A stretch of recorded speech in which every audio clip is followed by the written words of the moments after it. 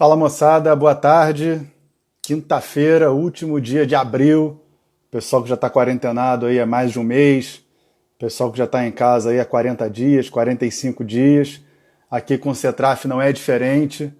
A gente está tentando implementar outros assuntos, outras maneiras de ver o futebol para a galera do Cetraf e também trazendo a live para todo mundo. Hoje tem um convidado muito especial que já está aqui e eu vou transmissão para que a gente possa já começar a conversar.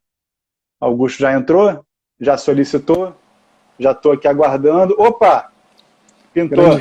Grande Rolim, beleza, meu amigo? Pintou. Beleza, maravilha. Pintou aí o Augusto Carvalho. Galera que está chegando, seguinte, já estou vendo o Edu aí. Deixa eu só posicionar aqui a câmera. Maravilha, torcer para nenhum cachorro latir. Nem meu, nem do Augusto. E nem a internet cair aqui também, que falar para você, viu? Aqui tá complicado. E nem a internet cair. Augusto, obrigado por você estar aqui com a gente. O Cetraf é um centro de treinamento que visa capacitar a garotada para o alto rendimento, para testes em clubes, para entrar definitivamente, né, no sonho, fazer o sonho virar sucesso com trabalho, viver de futebol. A gente já teve live aqui com o Rodrigo Belão, com o Getúlio Vargas, com o próprio Jairo Porto, que é o idealizador, é o capitão do Cetraf. A gente já teve live com o Pedro Venâncio, que é o analista de mercado da base do Corinthians.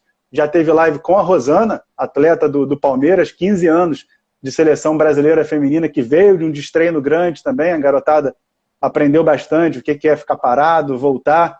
E hoje a gente tem aqui com a gente Augusto Carvalho, que eu quero te agradecer, Augusto, em nome do Cetraf, porque aqui eu estou mediando as perguntas enviadas pela galera, aqui eu estou mediando as perguntas que chegam a você dos atletas do Cetraf, dos responsáveis dos atletas, do corpo diretivo, do corpo de profissionais do Cetraf, e tem uma galera muito grande fazendo essa live. Eu estou aqui só para mediar, então queria te agradecer em nome do Jairo Porto, do Felipe Maestro, da Carla Índia, do Vinícius Queiroz, do Fabiano Ribeiro, do Anderson, do Edu Pontes, que é o nosso homem das mídias sociais, todo mundo tentando ter também, além de manter a musculatura com o mínimo aí de força e resistência possível para a readaptação, manter também a mente sã nessa quarentena, Augusto. Então, obrigado demais, o Augusto está aqui com a gente.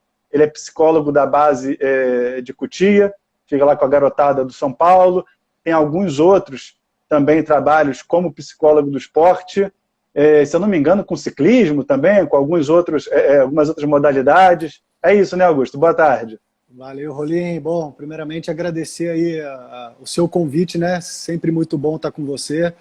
Já aí um amigo de não tão longa data, mas que a gente se encontrou no Conafute, né, proporcionado aí pela TH 360.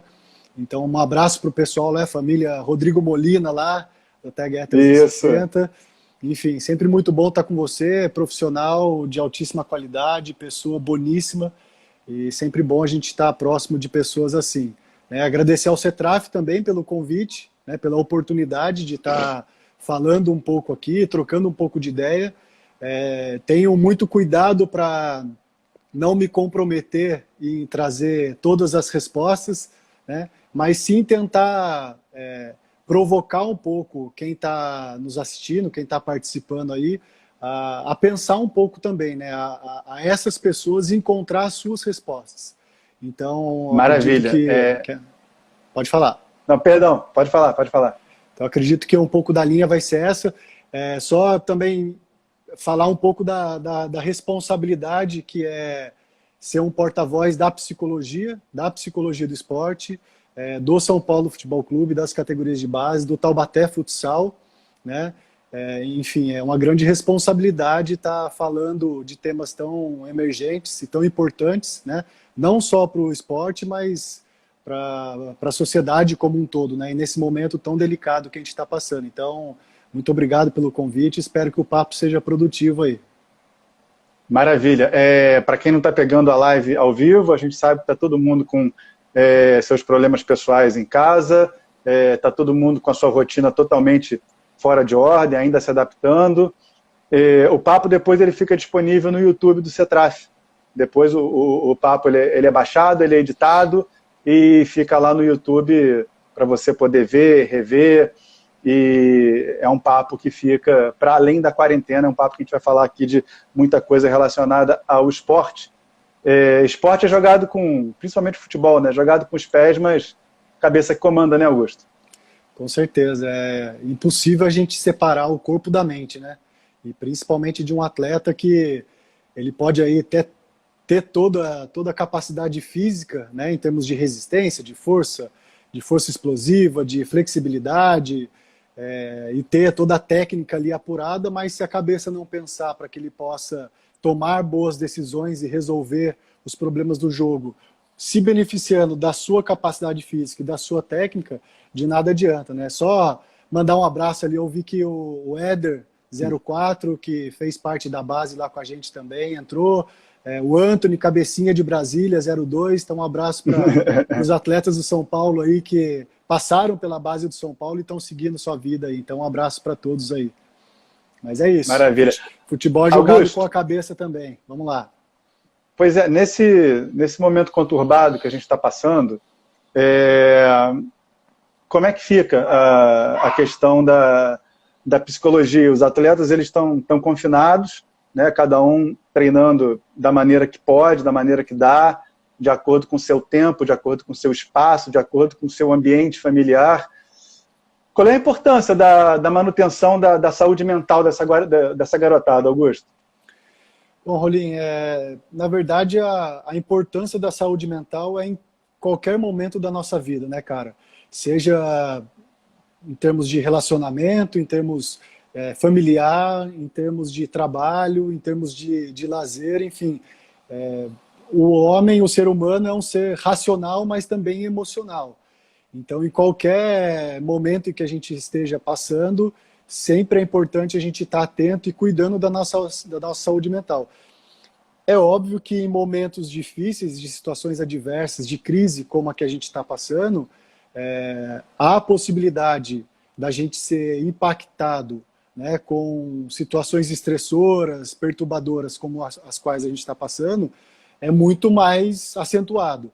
Então, nesses momentos de crise, é importante a gente ter um pouco mais de atenção a essas questões psicológicas, né, em termos dos pensamentos, em termos dos sentimentos, das emoções, porque são eles que determinam as nossas ações e os nossos comportamentos. Então, a forma como a gente vai enfrentar, né, esse momento de pandemia, né, essa quarentena que a gente tá passando, vai depender muito da nossa qualidade, né, da nossa saúde mental, porque os pensamentos, os sentimentos, as emoções estão ligados diretamente à nossa capacidade de entendimento da situação, né, de clareza do que está acontecendo fora da gente, no contexto em que a gente está inserido, das coisas que a gente não tem controle, e também ser capaz de estar atento às coisas que estão acontecendo dentro da gente, né? Quais os sinais que estão fora da gente, os sinais que estão dentro da gente. E são esses sinais que muitas vezes nos mostram a direção que a gente tem que seguir,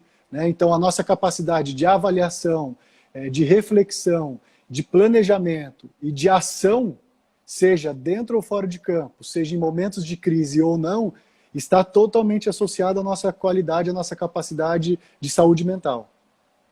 Existem o meme da internet hoje em dia, que é o gatilho, né? As coisas que dão gatilho na gente.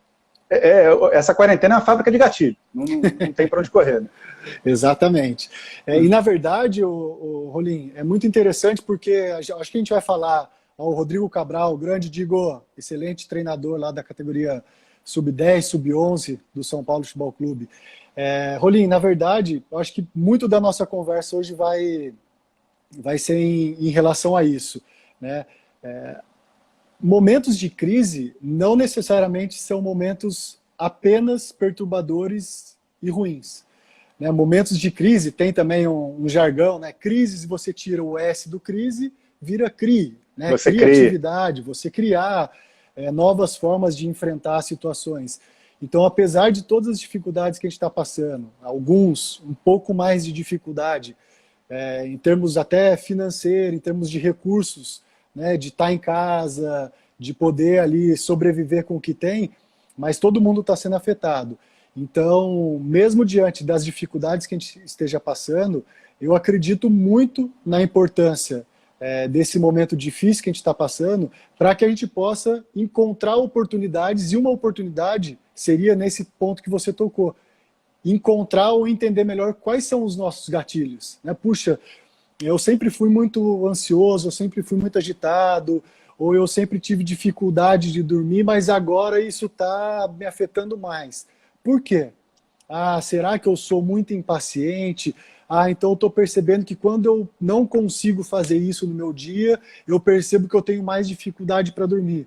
Então, se a gente tem um termo que está sendo utilizado também, que é ativação reticular, né? Que é a gente fazer um ajuste do nosso foco, né? Da nossa atenção.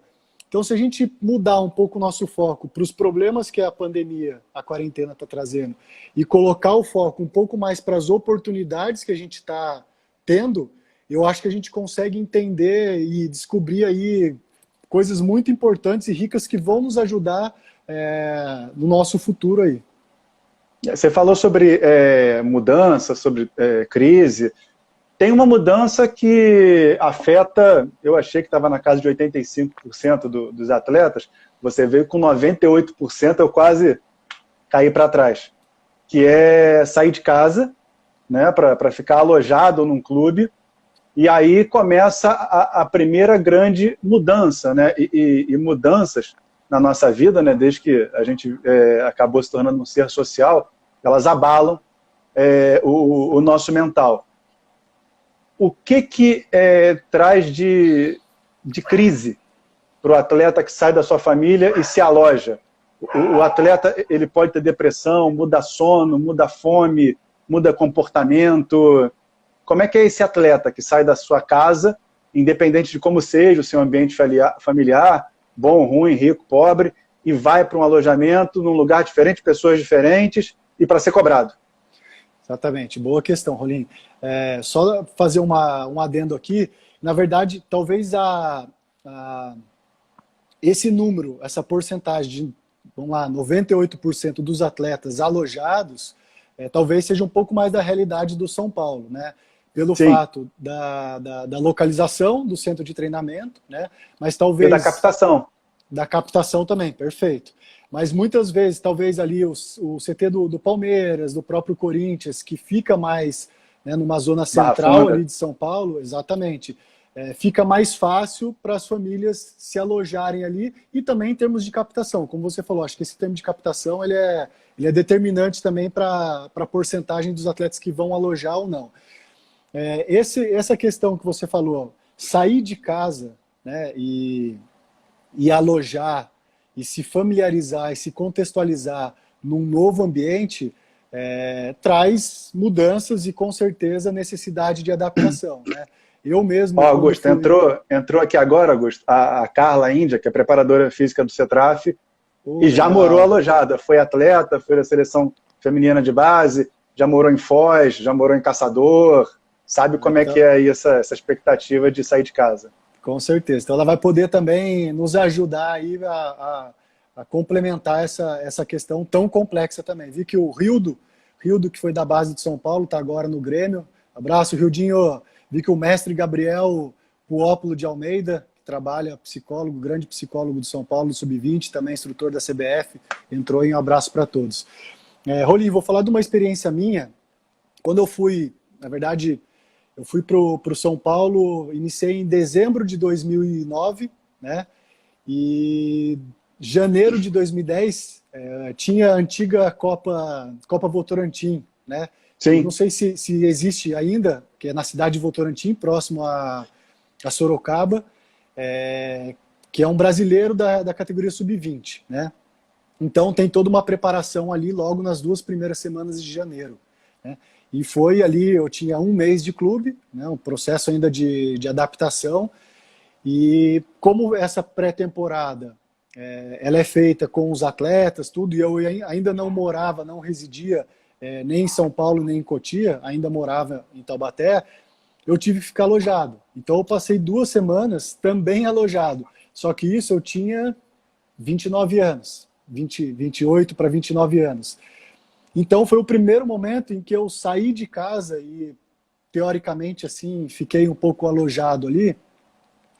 E numa das primeiras noites eu acabei ligando para minha família estava no litoral, né, norte aqui de São Paulo, Ubatuba, e conversando com todo mundo, isso era umas 10 horas da noite, que legal, estamos aqui tomando sorvete, e aí, então tá bom, vou dormir que amanhã tem treino.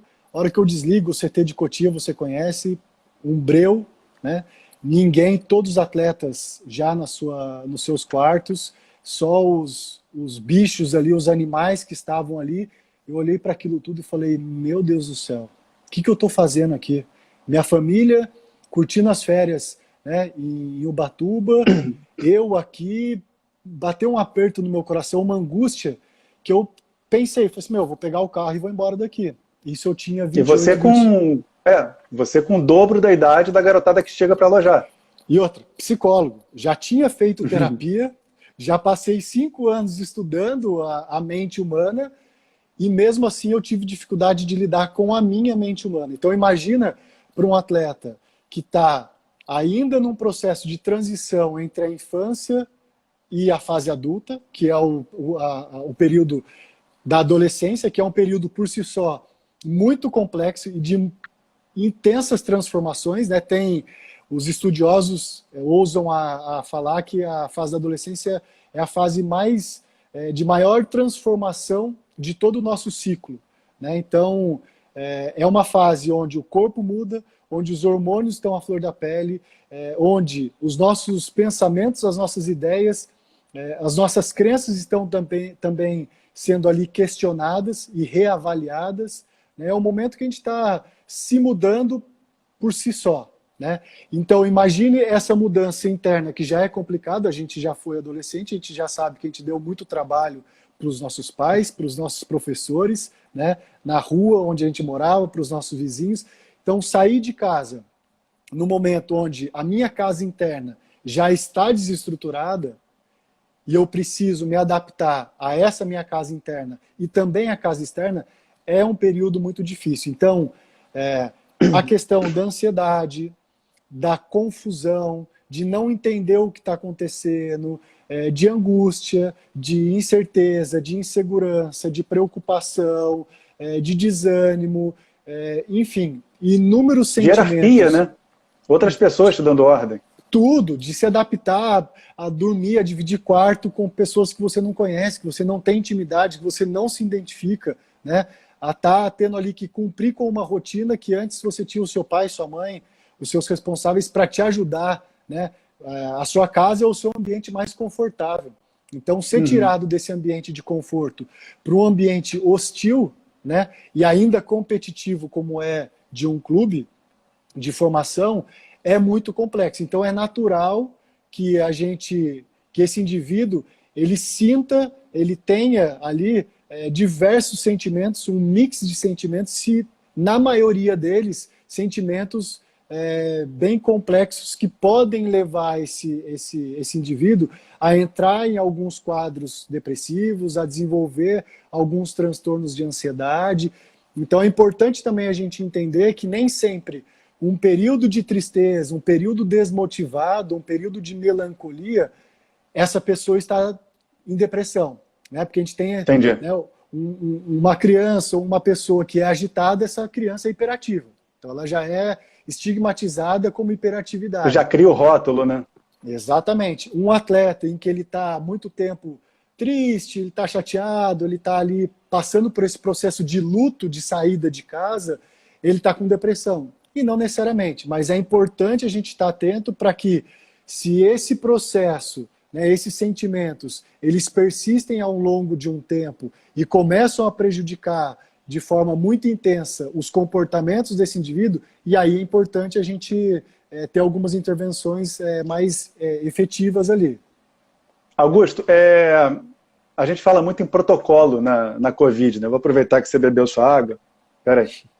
Manda aí. A hidratação é um dos protocolos para esse período de quarentena. Importantíssimo. Sim. Até porque você fica em casa sem fazer nada, você acaba esquecendo de colocar líquido para dentro. Exatamente. Como é que é o protocolo de entrada para quem está alojado? Qual é a primeira preocupação com o atleta que chega no clube para viver no clube? Legal, Rolim. Bom, eu vou falar da experiência do São Paulo, né, porque é a experiência que eu tenho mais próxima, e é feita de uma forma bem interessante. Antes dos atletas alojarem, isso falando das categorias sub-14, que é a categoria de entrada, né, de alojamento, e falando de uma forma mais coletiva. Antes dos atletas alojarem, a gente faz uma reunião multidisciplinar com as famílias desses atletas. Então, Boa. ali nessa reunião, a gente, coloquei aqui até entre aspas, como um banho de loja. A gente vai dar um banho de loja nessa família, acolhendo primeiramente essa família, né, mostrando para essa família quais são, como que funciona, né, como a banda toca lá em Cotia. Então, quais são as normas, quais são os procedimentos, quais são os valores, né, que o São Paulo tem, o que pode, o que deve, o que não deve, quais são os papéis, as funções, as responsabilidades, tanto nossa como funcionários, como setores e departamentos, mas também as responsabilidades dos atletas, entrega-se um regulamento interno, as famílias, qual é o papel e a importância das famílias, não só no processo de desenvolvimento até ali, né, da influência, que eu acho que essa é uma questão que também vai ser abordada, mas também a importância, mesmo à distância, o quanto que eles continuam contribuindo e influenciando, seja positivamente ou negativamente, para esse processo de formação, de desenvolvimento e de desempenho desses atletas. Então, acolher primeiramente a família e acolher também aos atletas e mostrar, informar e apresentar o contexto ao qual eles vão estar inseridos, né? E ali, depois, o processo continua e individualmente cada setor recebendo esse atleta e explicando mais detalhadamente. Por exemplo, aí, no caso da psicologia, a gente escuta esse atleta, escuta quais são os objetivos, as expectativas, as maiores dificuldades ou desafios que ele imagina enfrentar, e ali a gente vai já construindo, fazendo essa coleta dessa anamnese, já também construindo ali um perfil, né, entre aspas, desse atleta, que esse perfil ele é mudado constantemente, principalmente se falando em adolescente. Sim.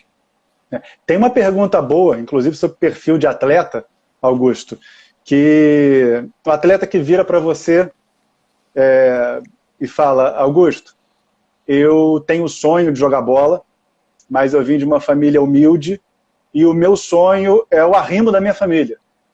E eu não posso jogar mal, eu não posso ser cortado, eu não posso ser mandado embora. Como é que é lidar com esse misto aí de sonho, uma frustração, não querer ser aquela pessoa que não vai conseguir levar para a família aquele bem material que a família quer? Como é que é esse contato com esse menino? Que é Perfeito. A maioria do futebol brasileiro. Perfeito, Rolim. É uma questão bem complexa também. Eu vou tentar aqui trazer na memória alguns dados. Algumas pesquisas comprovam que antes de ser um projeto, né, do atleta se tornar um atleta profissional de futebol, é um projeto familiar, né? Muitas vezes, por uma própria questão, sim, de um esteio familiar, talvez a única ou a melhor oportunidade da família ter uma ascensão social, financeira, econômica.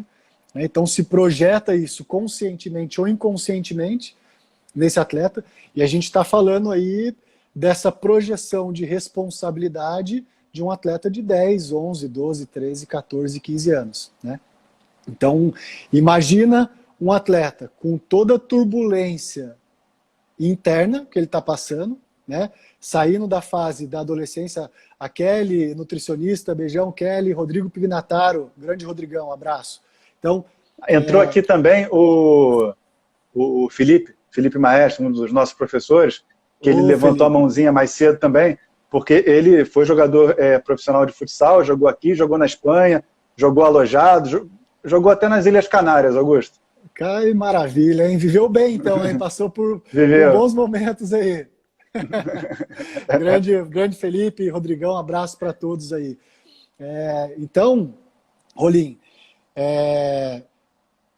essa questão, como eu volto a frisar, porque é importante ressaltar, os próprios atletas, eles têm que saber disso, e nós, adultos, principalmente, esse garoto saindo da infância, ele está saindo de uma posição de vítima, de ser consequência das situações, de ser gerenciado de dependência das pessoas, para entrar num mundo de um pouco mais de autonomia, mas ao mesmo tempo em que ele precisa ter um pouco mais de responsabilidade e se gerenciar melhor, ele está começando a lidar com situações em que ele ainda não tem esses recursos. Seja recursos físicos, seja recursos técnicos ou emocionais. Então, por si só, essa fase já é uma fase muito turbulenta. Acrescido da saída de casa para competir com outros tantos garotos, diariamente, onde ele vai ter que dividir quarto, dividir um ambiente, seguindo regras e normas, que muitas vezes ele não está acostumado, a uma exigência de um desempenho, de um empenho escolar. Além desses dois fatores, ele ainda tem uma pressão, seja consciente ou inconsciente, direto ou indiretamente, dos pais, onde as maiores figuras de proteção e de respeito, que são os pais, são aqueles que estão depositando as maiores expectativas nele. E aí ele chega e fala para ele mesmo, eu não posso decepcionar meus pais. Eu preciso dar isso. Até sobre isso, Augusto, deixa eu até emendar outra aqui, porque eu acho que é um encadeamento lógico, que também é uma outra pergunta que veio do CETRAF. A influência do lado psicológico da família também no atleta, que a gente sabe que tem as influências internas do jogo e tem as influências externas, o pai, o empresário, o procurador, a torcida e a família, né? Como é que é esse lado psicológico da família influindo no sonho desse garoto?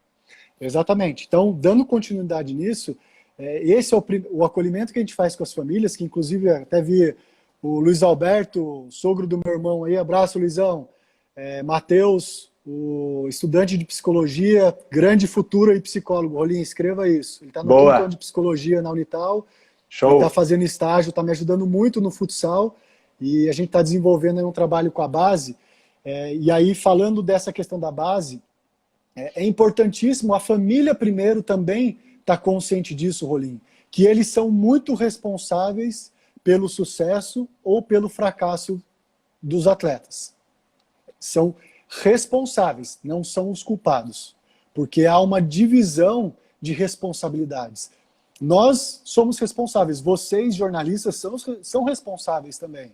Somos formadores de opiniões, né?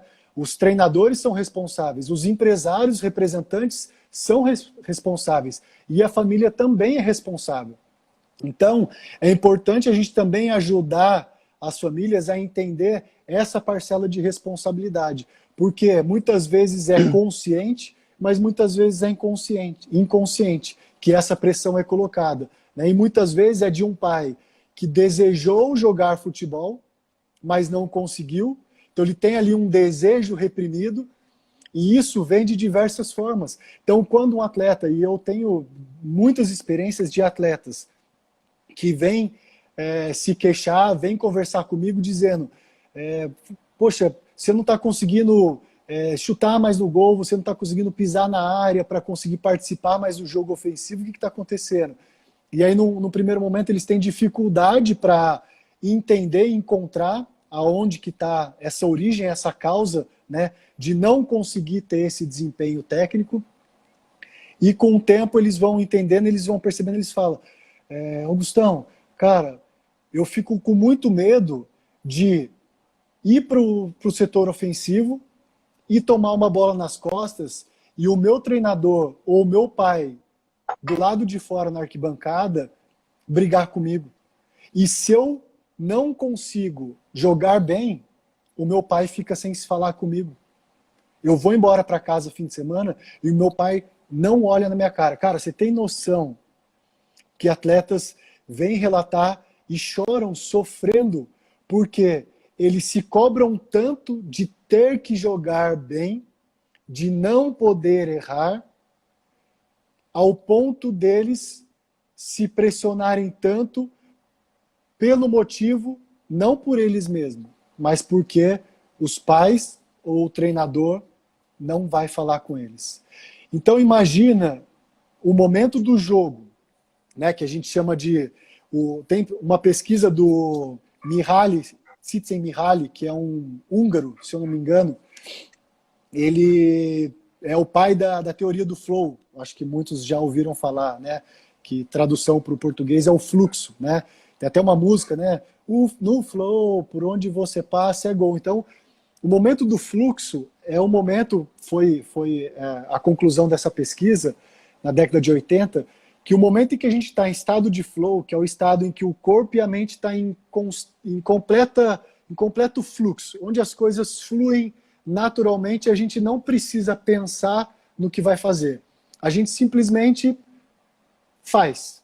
E faz muito bem feito porque a gente se preparou para aquilo, a gente sabe da responsabilidade daquilo, a gente sabe aquilo que a gente tem que fazer, a gente estudou, a gente planejou, a gente treinou tudo aquilo, e no momento dessa live, por exemplo, eu não posso estar pensando, mas será que eles estão gostando? Será que eu vou conseguir? Porque isso pode ser um conflito de pensamentos que vai prejudicar o meu fluxo de raciocínio e eu não vou conseguir fazer conexões com dados, memórias, situações com o presente que eu estou agora. Então, quantas vezes a gente já teve branco numa prova? Principalmente chamada oral, né? Ai, caramba, como que é? Ai, eu tenho que lembrar daquilo. Estava naquela página. Quanto mais eu me cobro para ter que pensar naquilo, para ter que fazer aquilo, menos eu lembro. Depois que eu entrego a prova, eu vou para o banheiro lavar o rosto, fazer um pipizinho para dar uma relaxada, aí eu falo, era isso. Era essa a resposta. Porque, opa, tá caindo no celular aqui a proteção. Mas esse é o tipo de coisa que é treinado, né? Tem que vir com o tempo e você tem que saber que isso vai acontecer quando você estiver fazendo algum exercício que só pode ser feito naquela hora. Às vezes, eu estou no jogo, estou fazendo algum tipo de comentário, lembro que esqueci um nome e falo numa boa. E já confesso, olha, gente, esqueci o nome desse jogador que fez isso há 3, 4, 5 anos atrás, daqui a pouco eu lembro, vamos embora. Não dá para parar. Muito. Rolim, vou fazer se você me permite, fazer uma relação entre duas teorias aqui. Vamos lá. Uma que você falou agora, pegando esse exemplo seu e também nisso que a gente vinha conversando. Não sei se vocês já ouviram falar, a Brené Brown, que é uma pesquisadora norte-americana, que ela tem pesquisado muito a questão do termo da vulnerabilidade e da coragem. Então depois tem palestra dela no TED, tem uma série dela também na Netflix que fala sobre isso. Se você jogar Brené Brown, TED Talk, Netflix, vai aparecer. Ela estudou a questão da vulnerabilidade, que muitas vezes a gente associa a vulnerabilidade com uma fragilidade, né? Por exemplo, esquecer o nome de um grande jogador fazendo um jogo ali, você fala, cara, como que eu posso esquecer o nome desse cara? Porra, eu não posso esquecer isso. Então, muitas vezes, a gente relaciona a vulnerabilidade com a fragilidade, com um teor mais negativo, né? E ela estudando, né, relatos e experiências de pessoas, ela comprovou, a pessoa falou que a internet está ruim aqui. Tá ruim aí, Rolim? Não, tô escutando muito bem.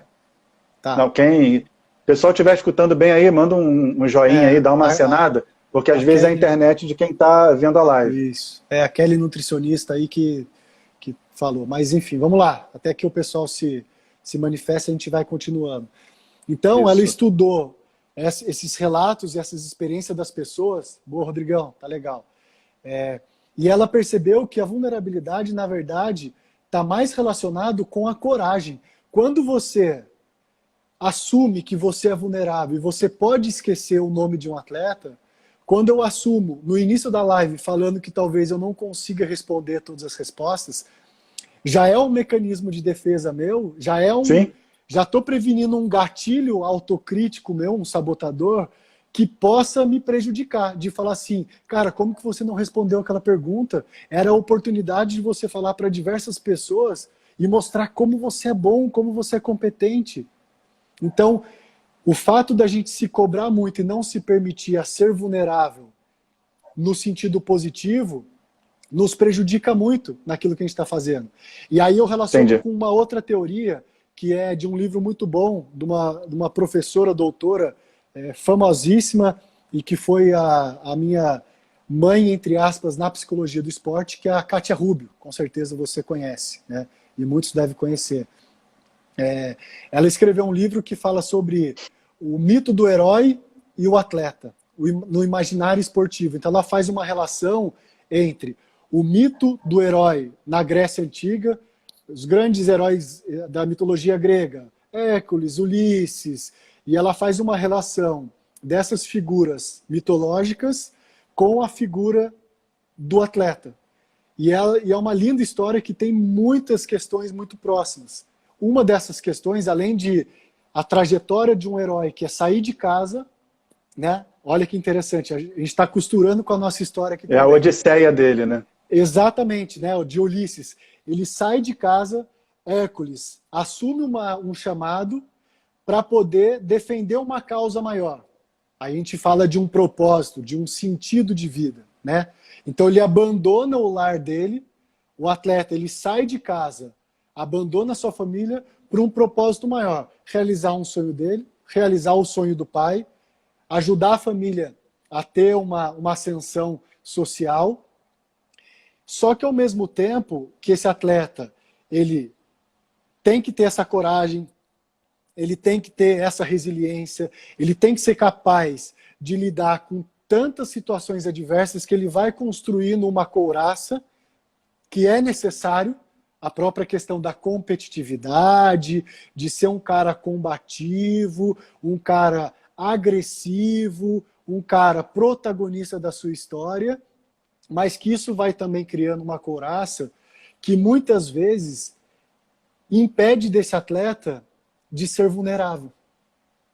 Então, quando esse atleta ele fala, eu não posso errar, ele está se colocando numa armadilha gigantesca, Rolim. Por quê? Ele não pode errar e ele não pode se abster da resposta. Como que ele não pode errar? O Messi erra. O Pelé errou. Como que eu não posso errar? Como que eu, Joãozinho do Sub-15, como que eu, com 14 anos no CETRAF, eu não posso errar? Aonde está escrito que eu não posso errar? Não, meu pai falou. O seu pai falou e o seu pai talvez não falou por mal. E o seu pai ele não estuda o desenvolvimento humano, ele não estuda o desenvolvimento da performance de um indivíduo. Então, e o pai acaba idealizando também, né? Sim, e é importante entender e respeitar isso do pai. Então, entender que o pai não está fazendo isso por mal, mas ele precisa entender, e aí é um processo até terapêutico, Rolim, que é preciso ser feito, que esse atleta precisa entender que ele pode errar, e eu digo mais, ele deve errar. E quando ele trava dentro de campo? Qual é o primeiro sinal de um atleta com psicológico abalado? E você até deu um exemplo alguns minutos atrás de quem não está pisando na área, não está finalizando. É a tomada de decisão na hora do individual? É o branco da parte tática, quando tem que recompor e não recompõe? Como é que é o estalo de esse atleta está com o psicológico abalado? Rolim, muitas vezes, cara, e olha que interessante, esse atleta ele não consegue nem perceber que isso aconteceu. Então, hoje a gente tem, ao avanço da tecnologia, né, a gente tem a análise, o setor de análise de desempenho, né, um setor que vem crescendo muito, ganhando muita importância e realmente com méritos, porque nos ajudam com dados estatísticos e concretos em relação à performance de um atleta. Então, a gente pega as estatísticas e vê que um atleta não foi bem. Se a gente pede para esse atleta fazer uma autoavaliação, muitas vezes ele vai falar, não, eu acho que eu fui bem. Como uma própria forma de proteger a sua autoestima. Então é difícil ele também assumir que ele não foi bem. Então quando a gente vai, traz vídeos, traz dados e mostra para os atletas, ou a gente vai questionando o atleta e tentando ajudar ele a entender, a ter essa autocrítica apurada, com uma certa saúde de autocrítica, não sendo muito autocrítico, mas também não sendo muito permissivo, esse atleta começa a entender que realmente ele não foi tão bom. E aí, esse é o primeiro ponto que a gente tem que fazer, ajudar esse atleta a entender o que está acontecendo. Então, mais do que a gente falar para ele, olha, foi isso, mesmo que a gente tenha certeza, ou quase certeza do que a gente precisa ajudar esse atleta a tomar consciência do que porque ele vai ter muito mais propriedade e consciência e possibilidade de mudar esses comportamentos, se ele mesmo entender, do que se a gente estiver apontando. Então, muitas vezes, é um trabalho muito ineficiente e desgastante. Nós, profissionais, psicólogos, treinadores, preparadores físicos, analista de desempenho, fisioterapeuta, enfim, de diversas áreas, nutricionista, ou os pais, ficar falando, fulano, você está errando ali, olha só, presta atenção. Talvez é um pouco mais desgastante, demore um pouco mais, mas é muito mais eficiente se a gente ajudar o atleta a entender. Como que você está no seu jogo? O que você acha que está acontecendo? Aí fazendo perguntas poderosas, perguntas eficientes, para que ele possa entender. Então, acho que o primeiro ponto é isso.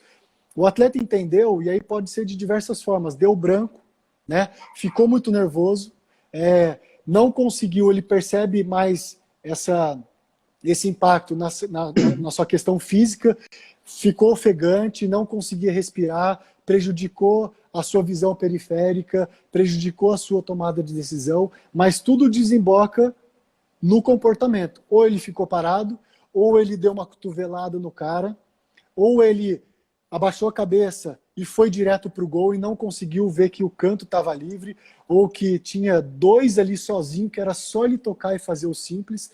Então, cada um responde de uma forma. Mas é importante eles terem consciência, e até nós profissionais ter consciência que um mau desempenho não está só associado a uma questão física, técnica ou tática, mas sim, Augusto, produto e resultado do físico, do técnico, do tático e também do psicológico. o Jairo está aqui com a gente também, já deu uma acenada mais cedo, falou aqui que gostaria que a gente falasse da importância da ambição desportiva para o sucesso do atleta. Jairo, é a última pergunta, é o grande final, inclusive com um grande exemplo para os psicólogos. Ainda bem que existe esse cara, ainda bem que esse cara tem um monte de bola de ouro dentro de casa. Tudo quanto é psicólogo gosta de falar de competitividade, dando esse cara como exemplo. Mas deixa eu só fazer mais uma perguntinha que também veio lá do grupo do CETRAF, antes da gente entrar nessa questão, que é quando você tem uma desmotivação coletiva, Augusto. Quando vem aquela sequência ruim, resultado ruim, eliminação, às vezes é o jogo que o desempenho é bom, mas o resultado não veio, né? Aí é aquele resultado que engana ou não. Como é que é a hora que chega a comissão e fala, Augusto, me ajuda, estou com um problema de motivação coletiva? Maravilha. E aí, muitas vezes, né, as pessoas que nos contratam ou que buscam o nosso serviço vêm em busca justamente disso, Rolim. Eu preciso me motivar. Eu preciso que você me motive. Eu preciso, psicólogo, eu preciso que você motive o meu time. E aí eu vou falar para ele, olha, eu não consigo motivar ninguém. Eu consigo, talvez, provocar, estimular, incentivar ou inspirar alguém. Mas motivar, a pessoa tem que ter o seu motivo interno. Um atleta não pode ficar ou esperar uma motivação, ficar feliz e motivado quando o treinador elogiar ele. Eu não posso me sentir motivado para a vida só quando eu tiver certeza que essa quarentena vai acabar. Porque é um Só grande quando eu agradar risco. alguém. É um grande risco, eu vou ficar nessa dependência. Então, eu acho que o grande ponto da motivação é entender que a motivação, ela é interna. Eu não posso exigir e cobrar que ninguém me motive. Eu posso, talvez, desejar que as pessoas me ajudem, me estimulem, me provoquem, enfim, me incentivem a me motivar. Mas essa motivação tem que ser interna. E como que eu me motivo? Eu preciso, a motivação está encontrar um motivo para agir, motivo para ação. Então eu preciso encontrar um sentido ou um propósito para aquilo. Rolim, mas cara, Augusto, essa quarentena tá sendo uma bosta, cara. Eu tô deixando de treinar, eu tô perdendo a oportunidade, eu não tô conseguindo me alimentar bem, e vem com uma lista gigantesca de problemas e de limitações. Se essa pessoa só vê problemas, só vê limitações em uma situação, não há quem motive ela. Ela precisa perceber que, além dessas tantas limitações e problemas que isso realmente pode estar apresentando, ela precisa encontrar, de uma forma ou de outra, um motivo para agir. Se ela não encontrar, não adianta. Deus vem e fala, né, quem tem fé, quem é espiritualizado, Deus vem e fala, mas se a pessoa... Mindset, Rodrigão, perfeito. Mindset fixo ou mindset de crescimento. Se eu tenho um mindset fixo, né, que é a teoria da Carol Dweck, que é o livro Mindset, excelente sugestão, Rodrigão, muito obrigado. Se eu tenho um mindset fixo, no qual as coisas que acontecem comigo, que eu tenho dificuldade de ter um bom desempenho, eu vejo que não é para mim. Então, para que eu vou me esforçar se eu não tive um bom desempenho? Então, aquele atleta, aquela pessoa que foi a vida toda estimulada e elogiada, porque você é pica, você é top, você jogou demais, filho, você é muito inteligente, você tirou 10. Quando ele tira 6, ele vai ver aquilo e falar assim, mas eu não consegui ser bem sucedido, então eu vou evitar trabalhar com isso. O que eu vou fazer? Eu vou fazer só aquilo que eu sou bom. Então, essa pessoa que foi sendo criada, desenvolvida num ambiente onde só foi sendo estimulado e elogiado por sua qualidade, por seu resultado, e não pelo seu comportamento de esforço e de dedicação, ela vai sendo colocada numa armadilha onde, quando as coisas não derem certo, ela não enfrenta. E aí ela não encontra uma motivação. Ao contrário disso, quando as pessoas... Trocando em miúdo, Augusto, é o mimo, né? É o que lá no futebol vai ter o rótulo do garoto mimado, né? Exatamente. Então, esse atleta que sempre foi bom, que sempre foi o 10, que sempre foi titular, e ele não se acostumou com situações adversas do pai, do treinador, do avô, do tio, de falando assim, moleque, levanta a cabeça, perder gol faz parte, nem sempre você vai ser convocado. Se você não foi convocado, é uma opção do treinador, ou também é porque você não esteja merecendo, né? Você não tirou nota boa na escola porque talvez você não esteja se esforçando o suficiente, isso faz parte da vida, então vamos focar, né? Presta mais atenção no que você vem fazendo, e quando esse atleta, esse jovem, essa criança se esforça, se dedica e não consegue ser bem-sucedida, parabéns. Você não conseguiu ser bem-sucedido porque talvez esteja faltando mais alguma coisa, mas empenho não faltou.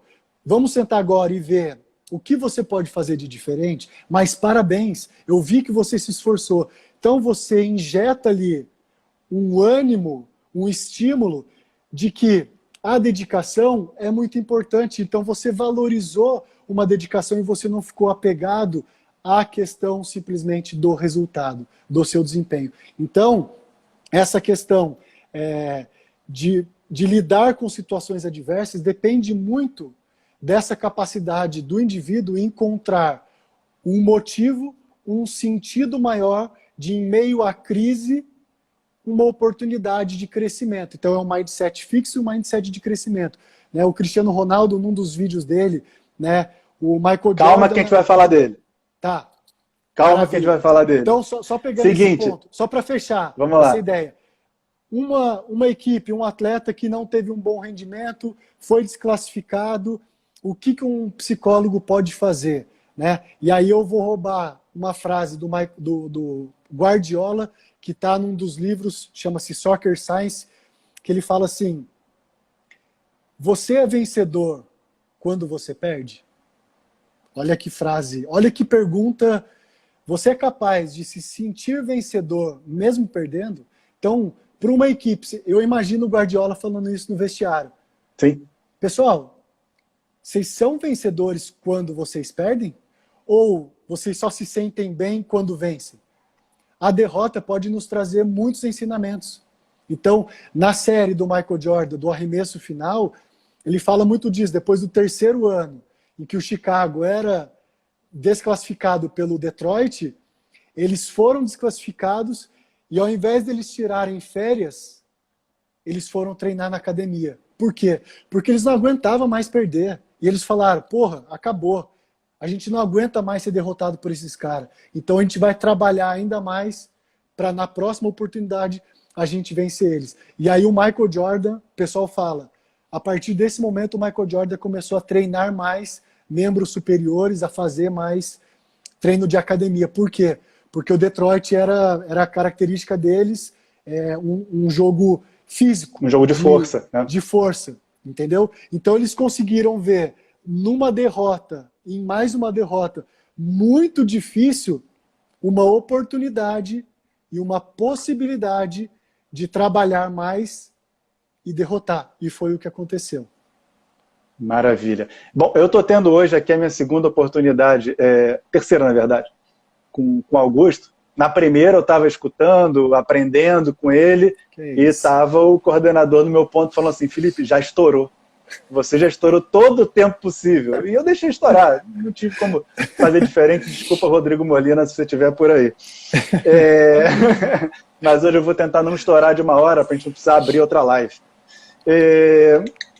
Competitividade, ambição desportiva. A gente tem o Cristiano Ronaldo aí, que talvez seja o elemento mais bem acabado para a gente falar sobre isso.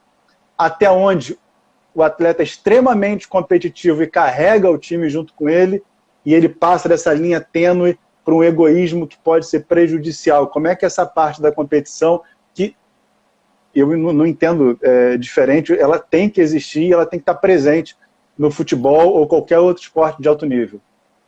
Exatamente. Rolim, na verdade, a competitividade é um ingrediente básico de qualquer pessoa que viva num meio competitivo e queira ser bem-sucedido. Então vamos partir por esse princípio. E a competitividade, acredito eu, que não tenha necessariamente uma herança genética, pelo menos eu ainda não li nenhuma teoria que tenha decodificado um código genético que fale. Quem tem esse código genético é competitivo. Quem não tem, não é. Então, eu acredito que a competitividade e grande parte da nossa personalidade, ela é desenvolvida nos ambientes nos quais a gente é inserido. Né? É treinável, Augusto? Com certeza, com certeza. Mas não é um treino de, olha, pense em ser competitivo, pense em ser competitivo. Não é um treino tão técnico assim. Muitas vezes é um treino mais abstrato. É um treino disso, de eu entender o que realmente eu quero. Né? E dificilmente eu vou ser ambicioso, eu vou querer ser tão bom naquilo que eu faço e querer me desenvolver e não querer ser o melhor do que todos, mas querer ser o melhor que eu possa ser. Acho que esse é um ponto bem interessante, que inclusive um atleta essa semana do Sub-17 me falou, e o Emerson Royal, acho que você sabe, né, que está no Betis da Espanha, lateral direito. Sim. Ele passou uma parte da vida dele no São Paulo, eu tive o privilégio de trabalhar com ele no Sub-14. Ele foi dispensado, né, liberado no final do Sub-14, teve uma experiência no Grêmio, foi liberado no Grêmio também, foi para o Atlético Mineiro, enfim. Eu tive uma conversa com ele há uns meses atrás, e essa conversa também com esse atleta do Sub-17 de hoje, do São Paulo, e ambos se coincidem numa fala. Eu não penso em ser o melhor do que todos. Eu tenho pensado em ser o melhor que eu posso ser. Então, eu não estou focado, a minha atenção não está focada para o meu ego, de ser o melhor para que todos vejam. Eu estou com o meu foco na tarefa, naquilo que eu posso fazer, para que eu possa ser melhor. Isso é ambição. Isso é ser competitivo. E não necessariamente eu preciso ser ganancioso e preciso ser agressivo em termos disfuncionais. Então é possível eu ser competitivo, ambicioso e agressivo funcionalmente, pegando essa minha energia da agressividade, de ser agressivo no mercado, de ser agressivo com a bola, de ser agressivo sem a bola, mas sem ser desleal, sem ser ganancioso, sem ser antiético e sem ser imoral. Então é possível isso. E é fundamental para quem vive, e hoje em dia é difícil a gente estar num meio onde não haja competitividade, principalmente no esporte de alto rendimento, onde a gente não tenha que ter ambição. E aí, para eu conseguir desenvolver essas características, é preciso eu entender o porquê realmente eu estou fazendo isso, para que realmente eu estou fazendo isso, o que realmente eu quero com isso. E se esses porquês, esses comos, esses quandos, esses comos estiverem mais associados aos outros, possivelmente eu vou correr mais riscos de ser frustrado, de desperdiçar a minha energia e não conseguir conquistar os meus objetivos se eu tiver esses comos, quandos, porquês e com quem voltados para mim, para os meus desejos e para os meus propósitos. Ou seja, a hora que você entra no treino, você tem que tentar entrar no flow. A hora do treino é a sua hora, é a hora de você tentar ser a sua melhor versão quando você estiver com a bola. Porque você vai brincando e você vai enganando a sua mente, né? A sua mente tem que ser sua melhor amiga. Então, poxa, o Augusto é puritano, então ele tem que... Não, o atleta ele é egocêntrico muitas vezes, né? Essa questão do egoísmo. Muitas vezes o Cristiano Ronaldo já foi muito egoísta, o Michael Jordan já foi muito egoísta até a chegada do Phil Jackson.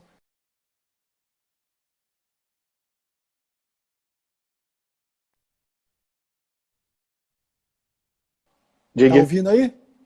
Tô. Aqui. De certa forma, temos momentos de egoísmo. Só que é importante a gente estar atento a isso, porque na maioria das vezes o egoísmo ele é prejudicial. Principalmente quando a gente se trabalha em equipe e ninguém hoje em dia se constrói um legado maravilhoso, uma grande história sozinho, né? Mas é importante entender que o egoísmo ele faz parte também desse poder interno que a gente muitas vezes olha e fala, caramba, eu sou capaz. Então esse atleta ele também é egocêntrico, mas ele tem que estar atento para que não fique apenas focado no que os outros vão falar dele, mas ele esteja consciente do que realmente faz sentido para ele. Se ele não tiver um elogio do treinador, foda-se, eu vou continuar trabalhando, eu vou entrar no treino para que eu possa me desenvolver. Eu me desenvolvendo, eu treinando melhor, eu podendo ter uma melhor performance nos treinos, uma hora o treinador vai me ver. Se eu for liberado desse time, uma hora, se eu for bom, alguém vai me ver. O melhor empresário do atleta é o futebol dele. E a melhor forma de você cuidar do seu futebol é cuidar da sua cabeça. E a melhor forma de você cuidar da sua cabeça é olhar para você e entender quem realmente, ou como realmente é essa cabeça. E que não é fácil. Até hoje eu não entendi a minha. Não é fácil conversar com o Augusto, porque é muita informação.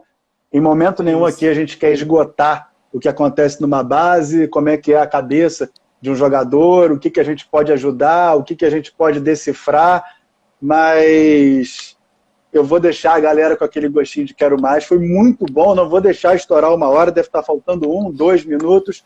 Faltando 25 segundos. Augusto, muitíssimo obrigado. Cetraf te agradece demais por estar aqui com a gente. Que venham outras, é muito bom ter você à disposição. Obrigado demais. 15 segundos, Augusto. Muito obrigado a todos, Rolim, Cetraf, a todas as pessoas que acompanharam, né, a minha família que faz parte da minha história, da minha trajetória, os meus amigos, as pessoas com as quais eu convivo, e você é um deles, Rolim.